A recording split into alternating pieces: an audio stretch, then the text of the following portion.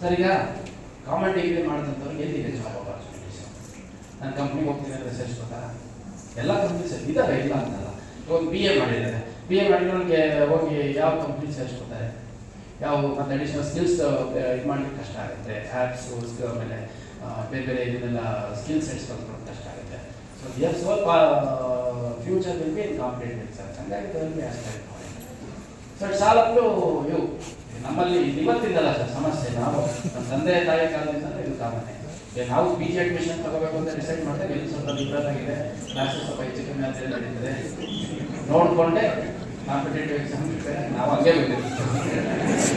But ನಾವು ಓದಿದ ಕಾಲೇಜಲ್ಲಿ ಅಗ್ರಿಕಲ್ಚರ್ ಕಾಲೇಜ್ ಇದ್ದಿದ್ದರಿಂದ 80% ಕಂಪಲ್ಸರಿ ಅಟೆಂಡೆನ್ಸ್ ಇತ್ತು. 80% ನಾವು ನೋಡಿ ಮಿಸ್ ಮಾಡ್ತಿದ್ವಿ. ಪ್ರಾಕ್ಟಿಕಲ್ ಕ್ಲಾಸ್ ಮಿಸ್ ಮಾಡಿದರೆ 2:30 ಗಂಟೆಗೆ ಒಂದು ಕ್ಲಾಸ್ ಬೇಕಾ, ಥಿಯರಿ ಕ್ಲಾಸ್ 45 ನಿಮಿಷಕ್ಕೆ ಒಂದು ಕ್ಲಾಸ್ ಬೇಕಾ. ಸೊ 3 ಥಿಯರಿ ಕ್ಲಾಸ್ ಅಟೆಂಡ್ ಮಾಡೋದು, ಒಂದು ಪ್ರಾಕ್ಟಿಕಲ್ ಮಿಸ್ ಮಾಡೋದು, ಈ ಥರ ಮಾಡಿಕೊಂಡು. So it's more to do with policy. But ನಾನೆಲ್ಲ ವಿದ್ಯಾರ್ಥಿಗಳಿಗೆ ನಾನು ಓದ್ ಕಡೆ ಎಲ್ಲ ಹೇಳ್ತೀನಿ, ನೀವು ಡಿಗ್ರಿ ಓದೋ ಟೈಮಲ್ಲಿ ಕಾಂಪಿಟೇಟಿವ್ ಎಕ್ಸಾಮ್ ಓದ್ತೀನಿ ಅಂತ ನೀವು ಡಿಗ್ರಿ ನೆಗ್ಲೆಕ್ಟ್ ಮಾಡಿದ್ರೆ ಸತ್ರು ನೀವು ಕ್ಲಿಯರ್ ಮಾಡೋಕ್ಕಾಗಲ್ಲ. ಯಾಕಂದ್ರೆ ನಾವು ಡಿಗ್ರಿಲಿ 4 ವರ್ಷ BSc ಅಗ್ರಿಕಲ್ಚರ್ ಓದ್ಬೇಕಾದ್ರೆ ಪ್ರತಿ ಕ್ಲಾಸು ಅಟೆಂಡ್ ಮಾಡಿದ್ವಿ, ಆಮೇಲೆ ಪ್ರತಿ ಎಕ್ಸಾಮು ಓದಿದ್ವಿ. That has been a foundation stone for our preparation to competitive exams.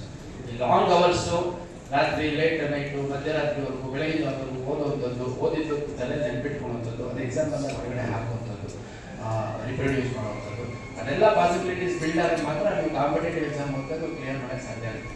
Sudden ಆಗಿ 3 ವರ್ಷ ನಾನು ಏನು ಮಾಡಲ್ಲ, ನಾನು ಸುತ್ಕೊಂಡಿರ್ತೀನಿ, ಕ್ರಿಕೆಟ್ ಆಡ್ತೀನಿ, ಆಟ ಆಡ್ತೀನಿ, ಮ್ಯಾಚ್ ನೋಡ್ತೀನಿ, ಟೂರಿಗೆ ಹೋಗ್ತೀನಿ, ನನಗೆ ಬೈಕ್ ರೈಡಿಂಗ್ ಇಷ್ಟ, ಇವೆಲ್ಲ ಮಾಡ್ಕೊಂಡು ಡಿಗ್ರಿ ಮುಗಿದ್ಮೇಲೆ ಕಾಂಪಿಟೇಟಿವ್ ಎಕ್ಸಾಮ್ ಬಂದಾದರೆ ಸತ್ರು ಕ್ಲಿಯರ್ ಆಗುತ್ತೆ. ಅದು ಎಕ್ಸೆಪ್ಷನ್, ಸೆಕೆಂಡ್ ಯಾರೋ ಒಬ್ಬರು ಕ್ಲಿಯರ್ ಆಗ್ಬೋದು.